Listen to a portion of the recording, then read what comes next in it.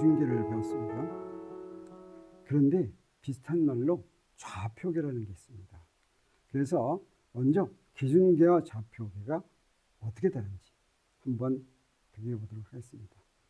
기준계란 우리 바로 조금 전에 배운 것처럼 영어로는 reference frame이라고 얘기하기도 하는데, 이건 뭐냐면 물체의 운동을 숫자로 대표될 기준을 제공합니다. 속도의 기준이 되고 가속도의 기준이 되는 그런 것을 제공하는 그런 틀을 기준계다, 이렇게 이야기합니다. 좌표계는 코디네이트 시스템이라고 얘기하는데, 이것은 물체의 위치를 숫자로 표시하는 좌표가 어떤 종류냐라고 하는 좌표를 모아놓은 것을 얘기하는 것입니다. 그래서 기준계와 좌표계는 의미가 좀 다릅니다. 우리 X축, Y축, Z축 원점을 정하는 건 기준계가 되겠습니다. 그 다음에 좌표계는 거기서 어떤 점을 표시하는데 어떤 종류의 좌표를 이용할 것인가 가지고 결정이 됩니다. 그래서 기준계에서는 원점과 좌표축의 방향을 정한다면, 그러면 좌표계에서는 좌표의 종류를 정합니다. 좌표의 종류를 정한다는 게 무슨 말인가 하는 건 조금 이따 나오게 되겠습니다.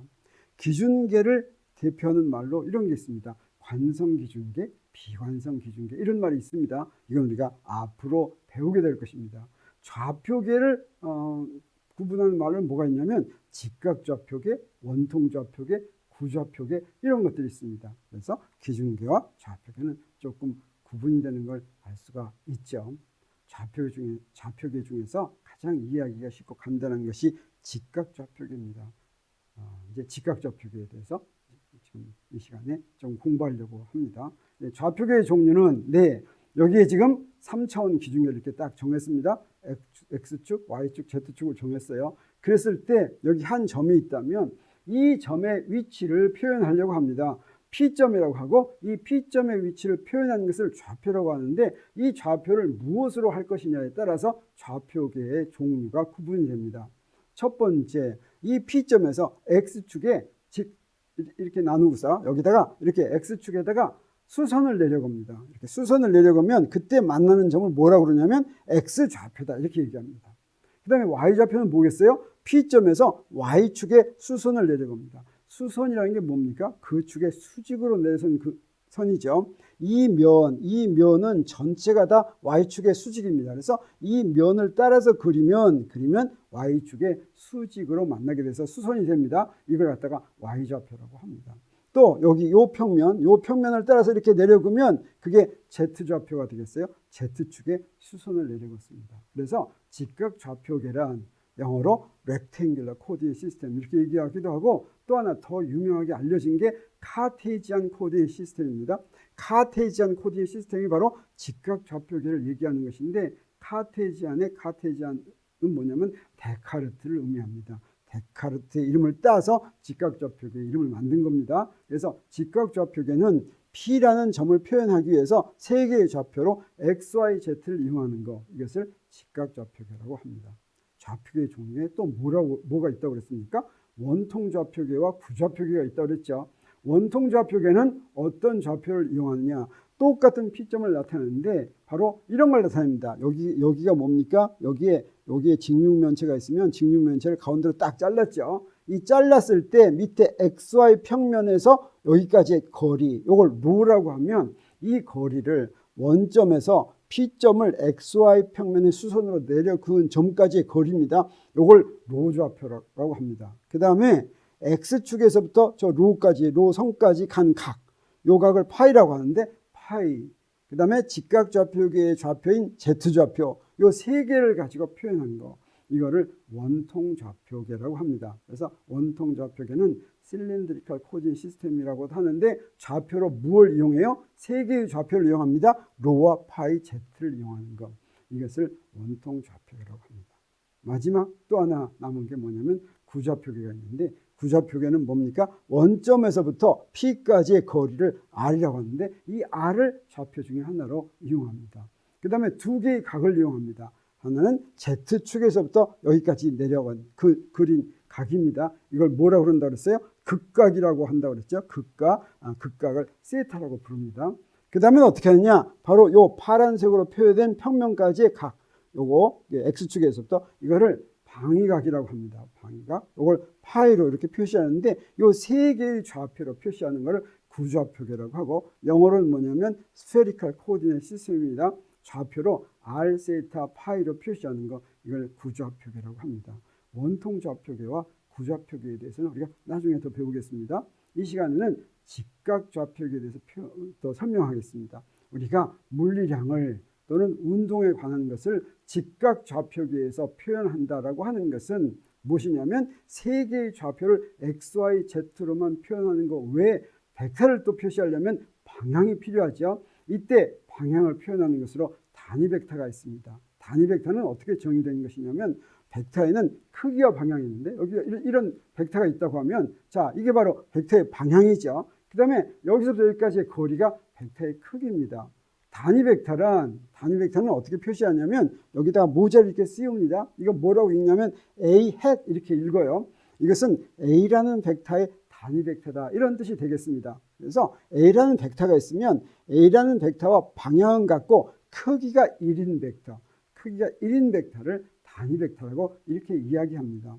그래서 여기 A라고 하는 벡터가 크기가 2.5라면 근데 그 중에서 크기가 1만인 것이 단위 벡터가 되겠습니다. 그런 관계를 가지면 어떻게 정의가 되냐면 어떤 벡터가 있으면 A는 이 벡터의 크기를 그냥 A라고 이렇게 표시합니다. 벡터를 벡터의 크기로 나눌 것 같으면 무엇이 되냐? 단위 벡터가 됩니다. 크기가 2.5인데 2.5로 나누면 1이 되죠. 그래서 어떤 벡터가 있으면 그 벡터를 그 벡터의 크기로 나누면 단위 벡터가 되고, 단위 벡터는 크기는 이미 압니다. 그래서 방향만을 표시한다, 이렇게 얘기할 수가 있겠습니다. 이 식을 다시 쓰면 어떻게 쓸 수가 있어요? A라는 벡터는 크기에다가 그 방향의 단위 벡터를 곱한 것이다, 이렇게 이야기할 수가 있습니다. 이런 단위 벡터가 직각 좌표계의 단위 벡터다라고 하는 이야기가 있습니다. 직각 좌표계의 단위 벡터는 뭐냐면 각 축의 방향을 직각 좌표계에서 X축과 Y축과 Z축을 가리키는 세 개의 벡터. 근데 크기는 얼마입니까? 1인. 이걸 단위 벡터라고 이렇게 이야기합니다. 기준계의 각 축 방향을 가리키는 단위 벡터 X햇, Y햇, Z햇을 직각 좌표계의 단위 벡터라고 이렇게 표현을 하는데, 사실은 이 직각 좌표계의 단위 벡터를 이렇게 정의하는 것이 더 좋습니다. 어떻게 정의하냐면 첫 번째 단위 벡터 X는 우리 어떻게 표시하기도 하냐면 I라고도 표시하기도 하고 X1이라고 표시하기도 하죠. 이건 우리 어떻게 정의하냐면 여기 이렇게 있으면 자, P점에서 다른 것은 Y와 Z는 일정하게 유지합니다. Y와 Z 값은 변화시키지 않고 무엇만 변화시키냐면 X만 증가시키면, 그러면 사실은 X축 방향과 평행한 방향이 되죠. 이게 바로 X축 방향의 단위 벡터가 되겠어요. 그러면 Y축 방향의 단위 벡터는 뭐가 되겠습니까? 네, 여기서 Z와 X는 일정하게 유지하고 Y만 증가시킵니다. Y만 증가시키면 이건 Y축 방향의 단위 벡터가 되겠습니다. 마찬가지로 어떻게 하면 되겠습니까? Z축 방향의 단위 벡터는 어떻게 하면 되겠어요? 네, X와 Y는 이거 틀렸습니다. X와 Y는 일정하게 유지하고 Z만 증가하는 방향, 이게 바로 Z축 단위 벡터가 되겠습니다. 그래서 이 Z축 단위 벡터는 이렇게 그리면 되겠어요. 근데 이게 Z축 단위 벡터가 되겠습니다. 그러면 아까 맨 처음에 정의할 때보다 이게 간단한 것 같습니까? 복잡한 것 같습니까? 이게 좀 더 복잡하지만 사실은 원통 좌표계와 구면 좌표계의 단위 벡터를 정의하려면 네, 이런 정의 방법이 필요합니다. 그래서 예를 들어서 구좌표계에서 R 방향의 단위 벡터는 세타와 파이는 일정을 유지하고 R만 증가시키는 방향, 뭐 이런 식으로 이제 나중에 정의하게 됩니다. 그래서 어떤 정의가 있으면 그 정의 중에서 가장 기본적이지만 더 복잡한 것으로 확장시키기가 유리한 것으로 정의할 것 같으면 나중에 더 좋게 이용이 될 수가 있습니다. 이때 이제 우리 위치 벡터를 정의할 수가 있습니다. 위치 벡터는 뭐냐면 어떤 점, 아까 P점이죠. P점까지의 벡터인데 어디서부터? 원점에서부터입니다. 그 기준계의 원점에서 물체가 있는 위치까지 표시한 벡터를 우리 이거를 위치 벡터라고 하는데, 이 위치 벡터를 직각 좌표계에서 표현하면 이 끝이 뭐가 됩니까? X, Y, Z 좌표가 되죠. 그랬을 때 우리 위치 벡터를 R이라고 한다면 이 R을 무엇으로 표현할 수가 있냐면 이렇게 표현할 수가 있습니다. 세 벡터의 합입니다. x, x에 더하기 y, y에 더하기 z, z에. 그러면 어떻게 됐습니까? 직각좌표계의 좌표와 직각좌표계의 단위 벡터만으로 표현을 했죠. 이때 우리가 이것을 직각좌표계로 표현한다. 이렇게 이야기합니다. 정리할 것 같으면 기준계와 좌표계가 있는데 기준계와 좌표계의 차이를 여러분 알았습니까? 기준계는 운동을 숫자로 대표하는 데 기준을 제공하는 것이죠. 좌표계는 물체의 위치를 숫자로 대표하는 좌표의 종류를 정합니다. 좌표계의 종류에는 세 가지가 있었죠. 그런데 직각좌표계를 이용한다라고 하는 것은 무슨 얘기냐면 물리량이 있으면 그 물리량을 직각좌표계의 좌표와 직각좌표계의 단위 벡터로 표현한다. 이런 뜻이 됩니다.